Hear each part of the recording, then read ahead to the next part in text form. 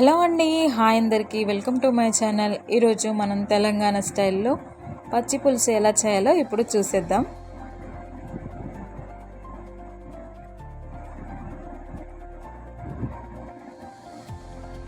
పచ్చి పులుసుకి కావాల్సిన పదార్థాలు: ఫ్రెష్గా తెంపుకున్న కరివేపాకు,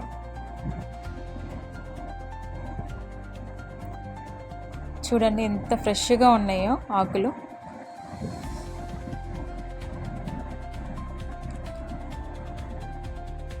అప్పుడే తెంపుకున్న మంచి పచ్చిమిరపకాయలు ఫ్రెష్గా ఉండాలి.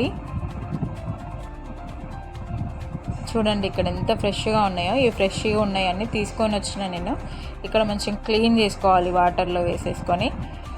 పచ్చిమిరపకాయలు ఉన్నాయి కదా, ఇవైతే మనం స్టవ్ ఆన్ చేసుకొని వాటిపైన మనం ఇవి కాల్చుకోవాలి. ఇలా మరోవైపు చింతపండు తీసుకొని ఒక బౌల్లో వేసుకొని మంచిగా ఒక 2-3 టైమ్స్ కడుక్కున్నాక వాటర్ వేసుకొని నానబెట్టుకోవాలి. ఇలా చింతపండు అయితే మంచిగా నానిపోయింది.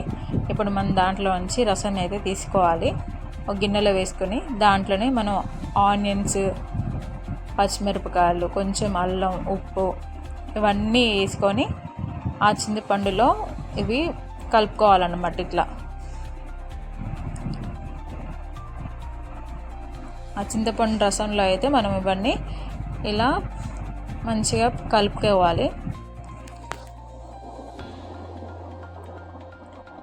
అందులోనే కొంచెం కారం అయితే వేసేసుకోవాలి. మరోవైపు స్టవ్ ఆన్ చేసుకొని ఒక చిన్న కడాయి అయితే పెట్టేసుకొని దాంట్లో ఆయిల్ వేసుకొని పోపు గింజలన్నీ వేసేసుకోవాలి.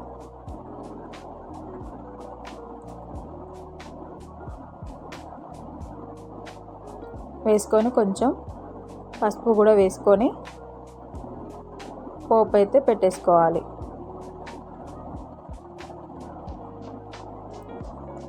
ఆ పోపుని ఇప్పుడు మనమైతే చింతపండు ఇవన్నీ వేసి కలిపి రసం అయితే తయారైతే చేసి పెట్టుకున్నాం కదా, ఆ పోపుని దాంట్లో యాడ్ చేసుకోవాలి. ఇప్పుడు మన తెలంగాణ స్టైల్లో పచ్చి పులుసు అయితే రెడీ అయిపోయింది. అందులో మనం కొంచెం బెల్లం ముక్క కూడా వేసుకోవాలి. వేసి ఇలా 1 టైం అయితే కలిపి పెట్టేసుకోవాలి. చూసారుగా, చాలా సింపుల్గా అప్పటికప్పుడు మనం ఈజీగా అయితే ఈ ప్రాసెస్లో చింతపులుసు చేసుకోవచ్చు తెలంగాణ స్టైల్లో. మీకు ఎలా అనిపించిందో నాకు కామెంట్ రూపంలో తెలపండి. బాయ్.